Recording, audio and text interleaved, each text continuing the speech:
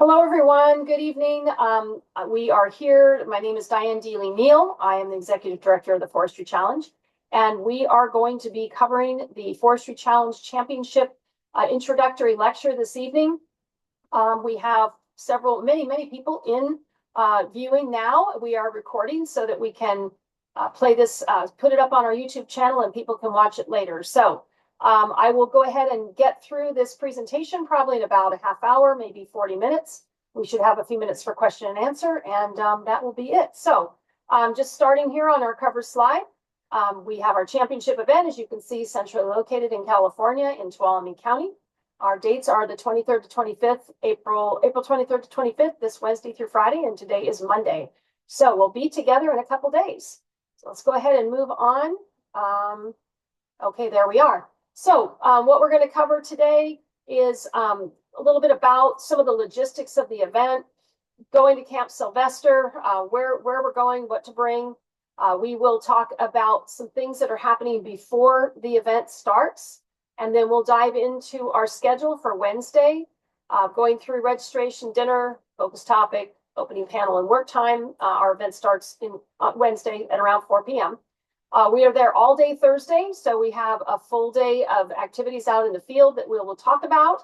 I will also introduce the focus topic. I guess that's going to happen under our Wednesday category. And then we'll move to Friday, where is our last day at the event. This is a short event and only 2 nights and 3 different days, and talk about what's going to happen on Friday. And then we'll have an opportunity for wrapping up when we're done. So I'm going to move on to the next slide. So here is where we're going. So if you see the state of California on the left map, we are pretty centrally located in the foothills, or actually in the Sierra Nevada. And you can see the map on the right showing the location in relation to the town of Sonora, which is center in that map. And also down the road to the west are the places where many of you are coming from, and that's where we're going to go on our field tours of Pacific Ultra Power, which is now called Jamestown Energy, and also Heartwood Biomass. Just a note here for weather, we have pretty good weather coming. The camp, I talked to the camp director today. The camp is dry, free of mud and snow, which is kind of nice.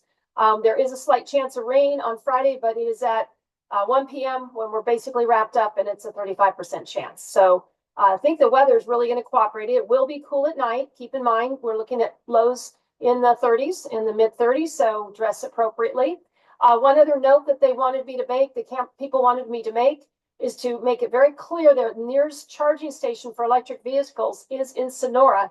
That's about 40 miles away. So if you have an electric vehicle and you're planning to drive it, please be mindful of the fact you're climbing hills to get to the camp, and there's nothing in the vicinity to charge it. So just be advised.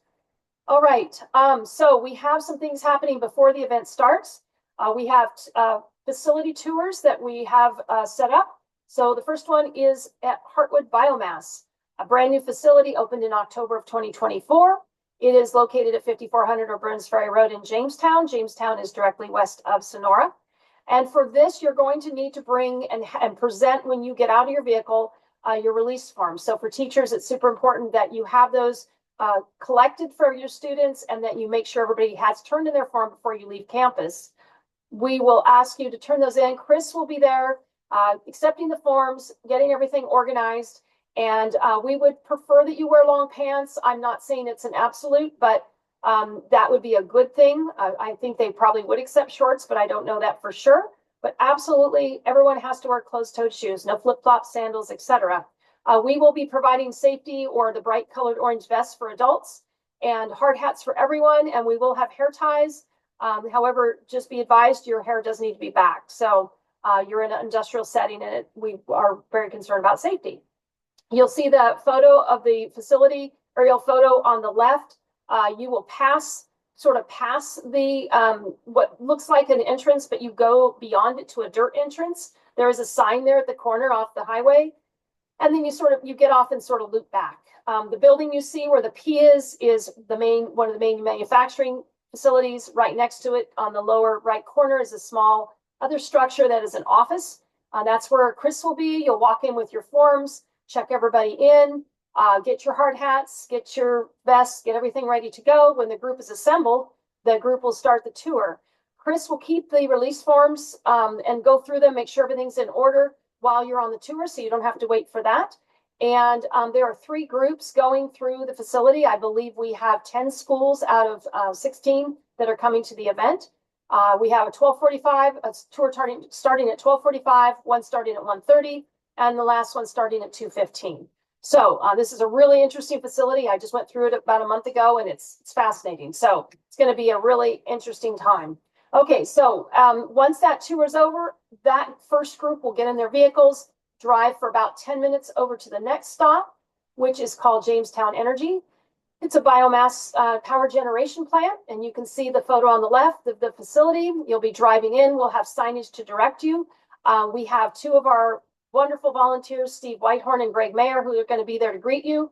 And teachers, you will keep your bundle of release forms in your car for that part, because they've already been checked off. Everything's good to go. And you'll be needing those to travel up to camp and turn those in when you get to camp. So Steve and Greg will be there to just make sure that all the groups have arrived, everybody's parked safely. They'll be issuing earplugs or ear protection, but hard hats, hair ties, and reflective vests will not be needed on that tour. But again, we do want long pants if possible and closed-toed shoes, absolutely. That is a very fascinating, interesting facility. So our schedule remains the same for those schools that have signed up to go, and they'll be traveling together. So when that's over, then everybody's going to take off from Jamestown Energy and head up the hill to Camp Sylvester. So you'll see here on this photo map on the upper left, you'll be exiting the highway, traveling a short distance and taking a right turn on Dodge Ridge Road. Camp Sylvester is not far down that road. You can see the sign on the lower right is right along the road. We'll put our Forestry Challenge banner to make it easy to see. Where you see the red arrow on the upper right map of camp, you'll turn in to your left. I did my best to write neatly, but you'll park, walk into the hall there to check in. You'll bring your release forms, turn those into our medic. And then you see the dining hall in the background, and you'll get a map, as you see on the upper right, that shows you the cabin layout and where your cabin is. So you'll have a chance to get there, unpack, and get yourself ready for the next step. So let's move on. See, there we go. So Wednesday, we do the registration, of course, and then dinner. I put some photos of the cabins. They're rustic, but they're very nice. They all have heat, but I would certainly bring good, of course, your sleeping bag and your pillow and all that. But make sure you have warm clothes for overnight, because it will get cool. So the dining hall, as you see, in a very wet year, was on the upper right photo. For dinner, we're having lasagna. We have both meat and vegetarian lasagnas, rolls, salad, and then cookies and ice cream for dessert. So the menu is, we just had that finalized in the order placed today. So everything is on track. All right, so then we will have a panel presentation about the focus topic. So I'm going to go ahead and talk a little bit about that right now. And I didn't know what wonderful, fun name to call it, so it is what it is. It's what to do with everything but the saw log. And we will be evaluating biomass in a unit schedule for treatment. We'll determine the best way to dispose of all the things that aren't the saw log, that have less value or almost no value compared to, the solid wood in trees. So there are many options available to dispose of this biomass, either by doing something with it on site or by moving it off site. So we'll talk about all that. That's the topic in a nutshell. All right, so on the website, on the For Students page under the championship tab is some resources that I hope that the students have already looked at. If not, there's still time. Some things, some diagrams, some short videos, some informational brochures about these facilities that take this material. And then I want to point out number 19 is American Wood Fibers. We did not manage to get their cooperation. They said they're very busy and just didn't have time to try to arrange a tour or represent themselves, but it is a facility in the area, and you can learn more about what they do on that link. We also have number 20 about disposing of biomass in the field. And then 21, learning about some of BurnBot, a new company, their fuels treatment solution. So just trying to give information about all the different ways what to do with the various parts of the tree. So I encourage you students to take a look at that. Make sure you're up to date with all those links. All right. So let's talk a little bit more about the parts of the tree and which ones have value and which ones don't or have less value. So number one, as you can see in the diagram, is the saw log. It's the solid wood that is sent off to the mill. In this case, most of the time it's going to the Sierra Pacific Industry Mill in Sonora. Those boards are processed, they are solid, and they're used for construction and molding and whatever else are being used. Everything else is kind of the secondary product or the byproduct. Number two is the coal logs. Those are dead trees that have lost their value as far as being processed in a mill and being able to market those as solid lumber. So they can be either upright or on the ground. As you see, there's two number twos. Number three, small diameter logs. These are logs with a DBH of 1 to 10 inches. They are not viable to send through a lumber mill. They just aren't big enough to really make enough boards to make them worth sending through. Number four is limbs and tops. They're sometimes called the guts and feathers of the tree.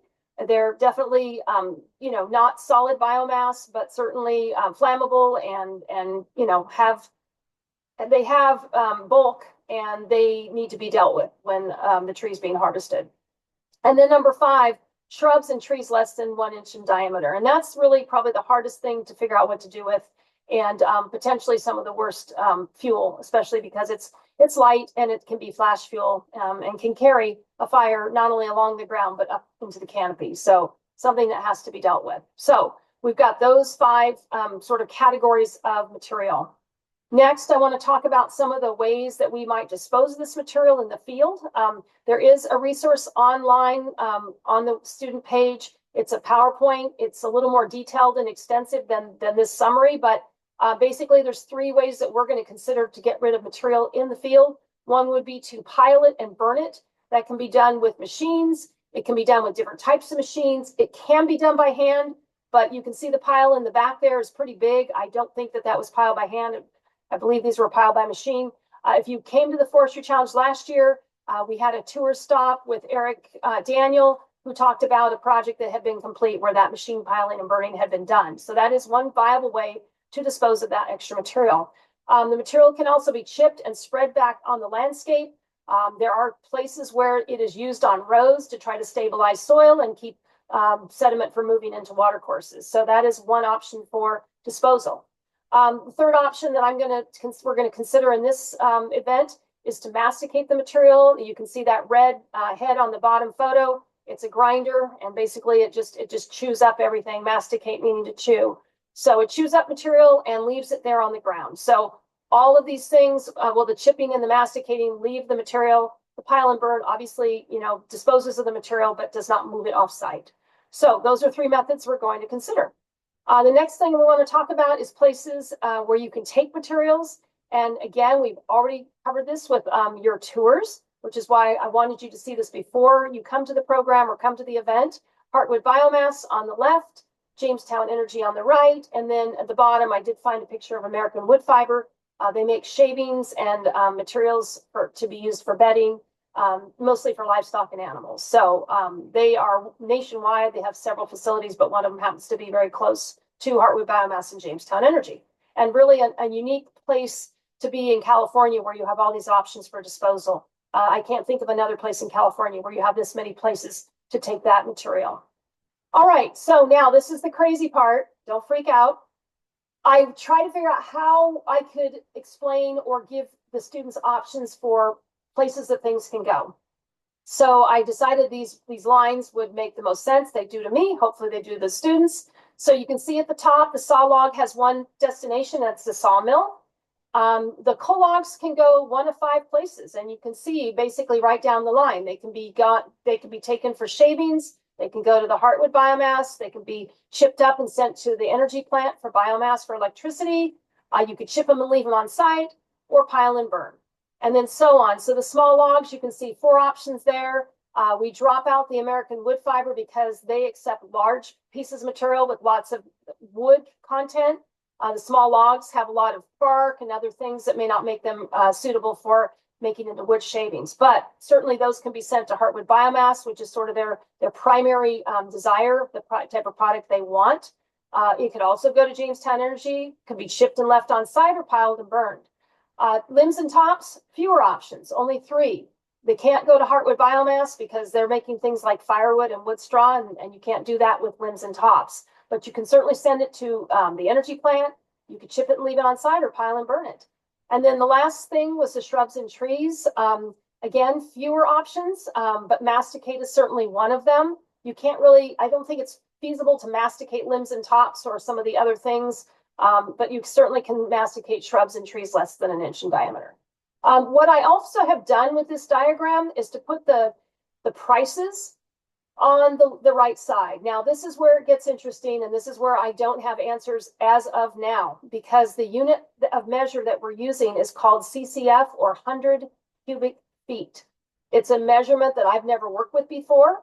And what I'd like to do at some point when we gather on Wednesday is to give you complete numbers for everything.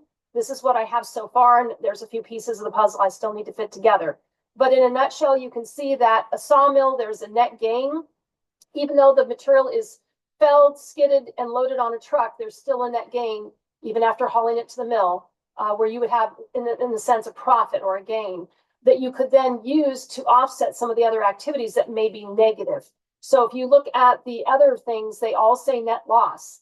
And one thing to keep in mind that I haven't gotten yet, but I will, is that these places where you take this material will pay for the material when it arrives. So for instance, Heartwood Biomass being a net loss of $33.22 per 100 cubic feet will be offset by the cost or by the price paid for that material when it arrives. So once I get those numbers, then those can be applied to the loss to try to come up with the final net loss or gain. So I put the prices at the bottom that were provided to me by the Forest Service. First of all, the cost to fell, bunch, and skid, then the cost to chip, and the cost to haul. So when you add all those things up, like you have to if you're going to take the material to Jamestown Energy, there's a lot of expense there. And so the question is, how do you cover that? How do you make all of that work based on the volume of those items out on the landscape? So if you've got a large volume of saw logs and a small volume of small logs, you might be able to make the big logs pay for the little logs. And that's what you guys are going to be working on when you get there. We're going to have information about the volume of those categories on the site we're studying that you can plug in and start doing some math. All right, so that is how my brain worked on putting this together. Hopefully it makes sense to you as well. All right, so we will discuss that and introduce the panelists for the focus topic. And so this is the picture of the dining room, and our panelists are on the right there, seated at the table. This year we have 5 panelists coming on Wednesday evening. One is Sean Crook, and I did misspell his name. It's UN, not WN, from Crook Logging. He's doing those types of operations on the ground and sorting those materials and sending them in various directions. So that's one of our field trip stops. It's going to be very interesting. I don't think many of you have seen logging, and you're going to get to see all these machines working, which is pretty cool. We're going to have Rose Day, who is the general plant manager of Heartwood Biomass. She'll be there conducting the tours, and then she'll come up to camp and talk more about their facility and answer questions for students.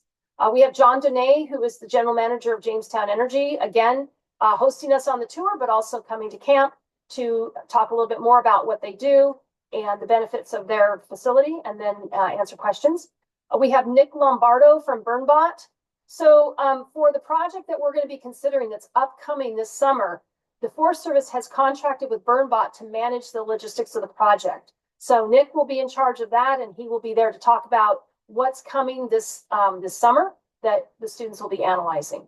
And then we'll have Brian McCrory, who is our U.S. Forest Service liaison, or person who's planning these projects and working with BurnBot to make sure that they happen. So we have a great group of people on the panel, and that will be from 6:45 to 8 o'clock. I'll do a quick introduction, but I'm not going to spend time talking about the introduction. We're going to get right to the panelists probably around 7 o'clock.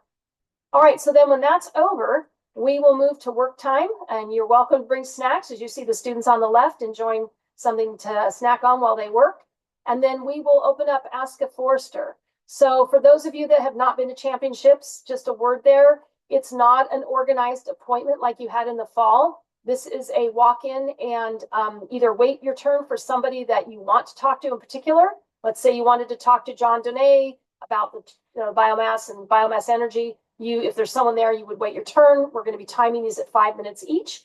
or you just find an open spot and go start talking to somebody. We've got a lot of folks with some expertise, a lot of expertise that will be there to help you. And I believe there's going to be at least 15 of those people. So that will go on in conjunction with work time.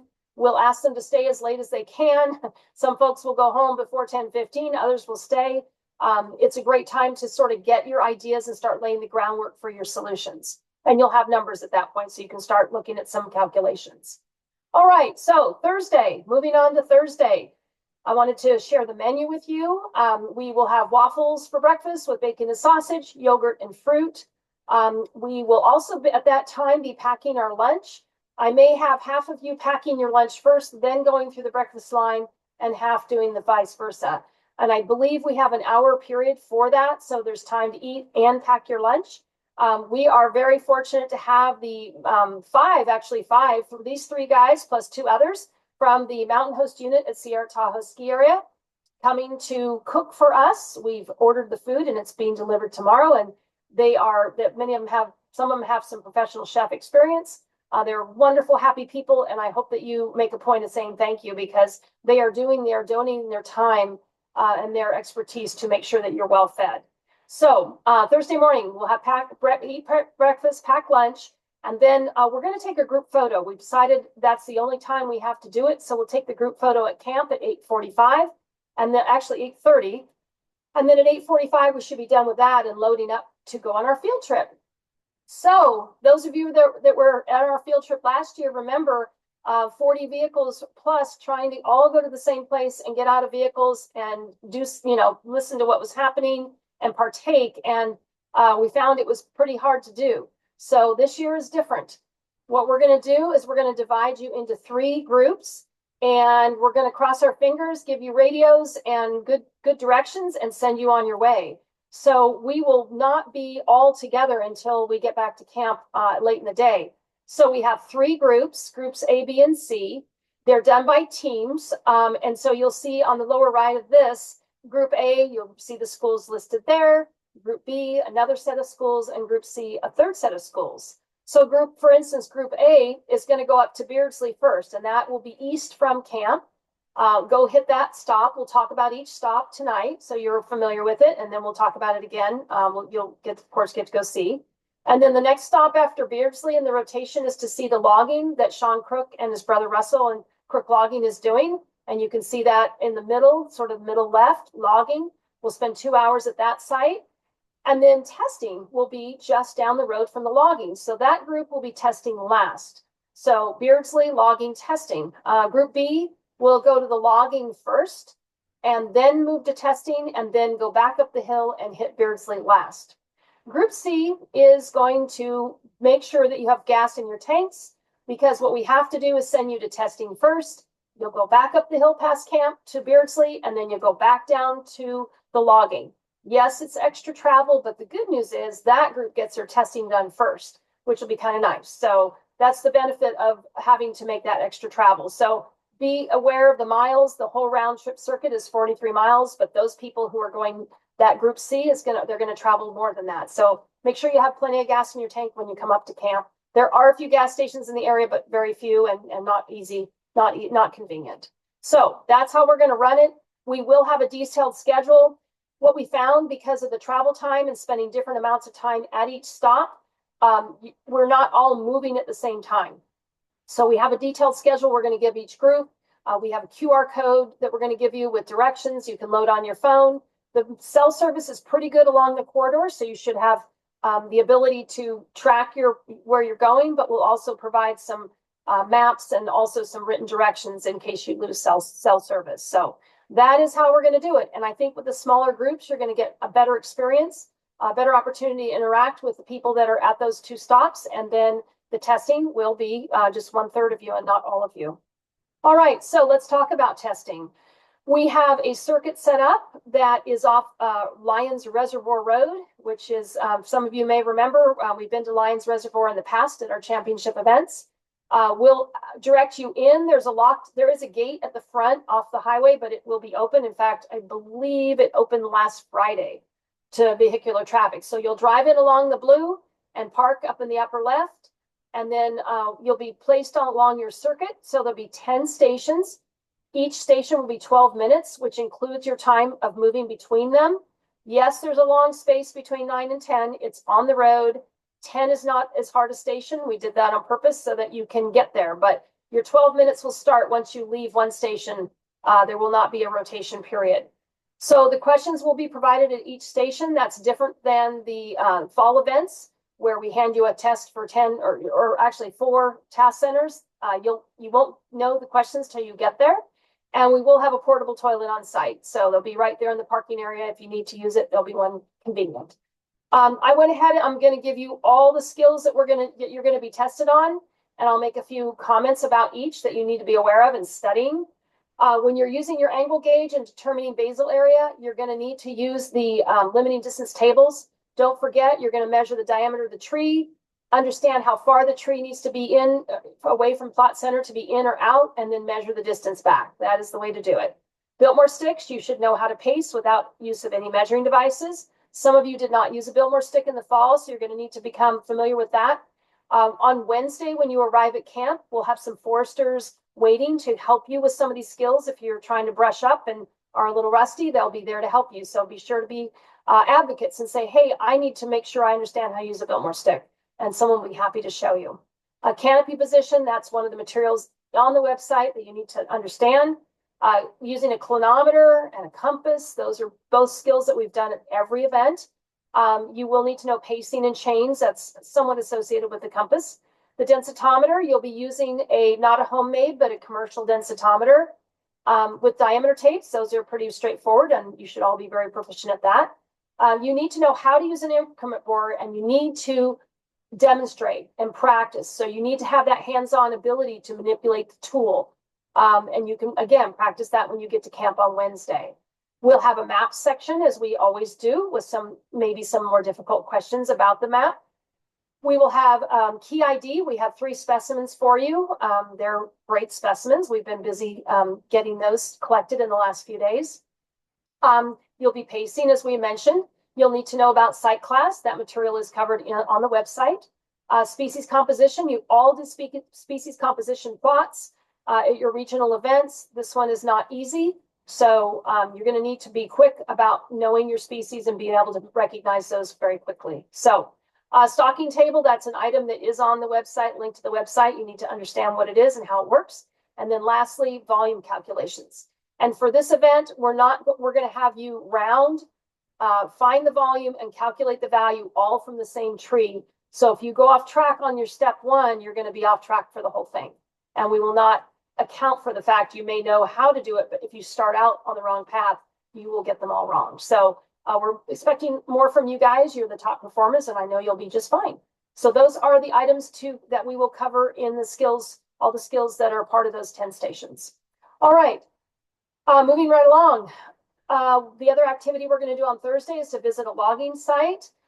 You can see on the map, Highway 108 is the sort of the straight road. We'll be turning off of that. You'll be coming from the east, and so it'll be a sharp right turn. We'll try to put some signage out to direct you, and you'll be going very slowly on a gravel road. It's a good road. I drove a rental car there the other day, and it worked just fine. Just had to be slow. Down about 2 miles off the highway, we'll direct you on parking, and you will have about 2 hours to look at all the equipment in action. And they've got a wonderful set of equipment. That's a feller buncher. That happens to be my son's feller buncher, but they have one very similar to it. You'll see skidding, you'll see processing, masticating, hopefully masticating and chipping. The machines are somewhat spread out. Be prepared to walk. You're going to need comfortable shoes. And hopefully in the 2-hour period, we're going to get you to all of those pieces of equipment so you can watch them work and talk to the operators, the owners of the company who are doing this work for the Forest Service, and have some good opinions about what works and what doesn't. You're going to gain a lot of insights from them. Okay, third activity is going up the hill. You can see the map on the right. We are going past Pinecrest. The camp is the gold star at the bottom right of that map. Up the highway and then turning off on Beardsley Reservoir Road. We have 2 places we're going to look at. The one is at the top of the map. It says Forest Route 5N02E. You see the circle on the unit map, and then we're going to travel down that road a few miles, I think 3 more miles or something, to the other site, which is called Black Oak Campground. And they have an area that was treated last year next to an area that's due for treatment, so you can see the difference. And we'll be talking to BurnBot folks about what exactly was done there, what material was removed, what material was left.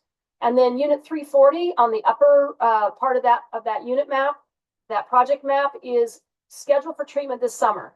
It's a 44-acre unit. You're going to get data on that unit, or a similar unit is what we're going to give you, with volumes of different types of biomass for you to use for your calculations. So we have an hour and 40 minutes at this stop. This includes both of those locations. We don't need to collect data or do anything like that. So we're going to be looking and discussing, moving to the other spot. There is a pit toilet at the Black Oak Campground. It is open. I checked today. So there is bathroom there. And we also will have a portable toilet at the logging site. So there will be toilet access, just not at the first part of this stop. So plan accordingly. Okay, Thursday, dinner. So dinner is chicken fajitas, beans and rice, and all the good things that go on fajitas, brownies for dessert. You will have an opportunity again to talk to foresters, but at that point you need to be getting your presentation slides done and getting yourself ready for Friday. All right, so Friday, we are going to have muffins, hard-boiled eggs, yogurt, and fruit, and whoever knows, maybe some leftover waffles might make an appearance. And then you will be given your presentation schedule the evening before. We have 10 rooms and 3 rounds. We have 28 teams, so it's 27 plus 1, so we'll have 10 spaces prepared. They are longer presentations. Be advised, 20 minutes for presentations if you choose to use that much time. Again, like in the fall, 5 minutes for the wrap up and the Q&A, and there will be 3 judges. And yes, there will affectionately call a holding pen. Yes, you will be in a holding pen. We want to make sure the process is fair for everyone. So those who are going last will have to wait in the holding pen. Those who get their presentations out of the way first will be asked to go back and start packing up. They have another group coming to camp that afternoon, and they want us out of there as quickly as possible. So we're going to rely on you to help us make sure that everything is clean and clear of the cabins in plenty of time to get out. So that is breakfast, and then we will have dinner leftovers and sandwiches for lunch. The awards ceremony looks like it's going to be nice weather like that, like it was last year. Our goal is to have you have the awards done and be serving lunch at noon. Some of you have to leave to go to the mill tour, and I'll move right on to that. Some of you are going to the post-event SPI mill tour where the large logs are processed. And the first tour starts at 1, so Golden Sierra is going to need to take off by about 12:15. And so for those people, you may want to pack a lunch at breakfast, and we'll make sure that those materials are out for you. That tour requires a separate release form. So if you're one of the schools listed that's going on that tour, please make sure that the students have signed that separate release form for the SPI mill tour. So that is kind of the end of our schedule. So this is the last slide, a wrap up and Q&A. So what I'm going to do when I get done here with the presentation, I will hit stop. And actually, I can do it through our questions and answers if there are any. I will upload this to YouTube and send all of you, the teachers and volunteers, a link to this recording. So if you have students that didn't get to see it, they'll have a chance to watch it and understand what's happening. I'm also going to send you a PDF of these slides, and the advisor booklet did go to print today. I will send that to you. That'll have your housing assignments and more detail, although the final details for your Thursday field trip will be given to you when you arrive. I don't believe that kind of detail is in there. And of course, staying on time during that Thursday is super important so that groups are leaving before others arrive, especially on some of the tight roads that we'll be traveling. Tomorrow, I will email you the focus topic question. To be quite honest with you, it's not done. I will finish it tonight. I wanted to focus on the slides first.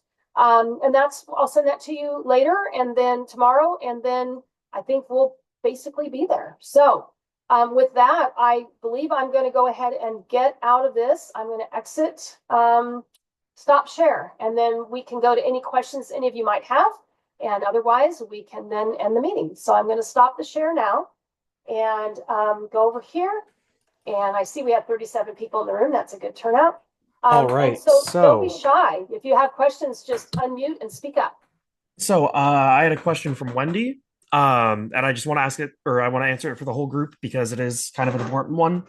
Lenny asked me if we forgot to send out forms for the first set of mill tours on Wednesday. No, we did not. Those forms are integrated into our release forms. So if that's something you're worried about, don't worry about it. We got you covered. Just come up with our release forms. That has what we need. Okay, and you're speaking specifically the Heartwood biomass and the Jamestown Energy tours. Yes. Yes. Yes. Okay. Sierra Pacific Industry still does have its own form. So if you are doing a Friday mill tour, um, that'll be its own form. Wendy, again, to your point, I'll get back to you tomorrow if you are on the SPI mill tours. I don't remember off the top of my head. Actually, Diane, you might be able to check now, but Yeah, I let's just answer other checked into questions that. I first. don't think we had room, and that 1 o'clock session for the mill tour was quite sought after. And those tours can only be 15 people. That's the max for that group. It's just a tight situation. So those are small tours. Okay. Does anybody have any questions? You can put it in the chat box. You can unmute and just speak up. It's okay. You can even go on camera if you're really bold.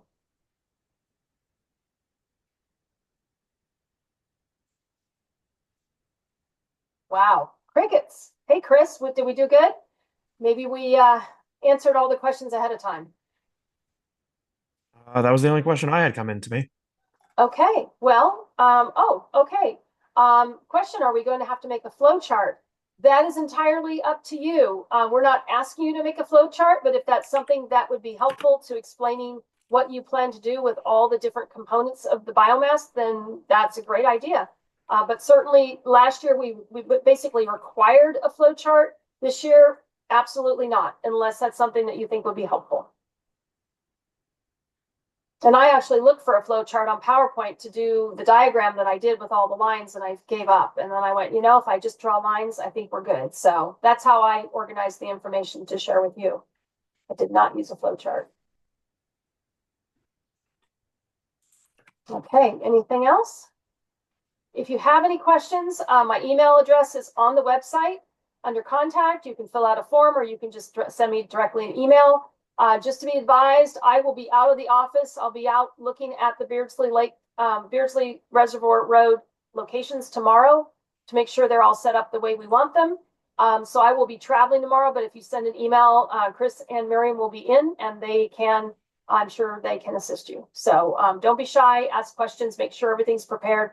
Don't forget your what to bring list so that you've got everything you need, towels, don't forget your towel, all that good stuff, warm clothes, sleeping bag, all that. So just look at the list. It's on the website or I think it's on the info page, the general info page. Okay.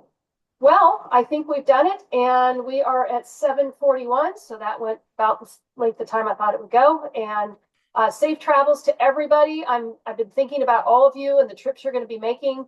I appreciate your time and your days of dedication to the program. And I think it's going to be a really fun experience, a wonderful experience this year. So we look forward to seeing you on Wednesday and you'll see me when you get to camp. So I guess for that, we will go ahead and end our recording and sign off for this evening. Thank you so much for joining us.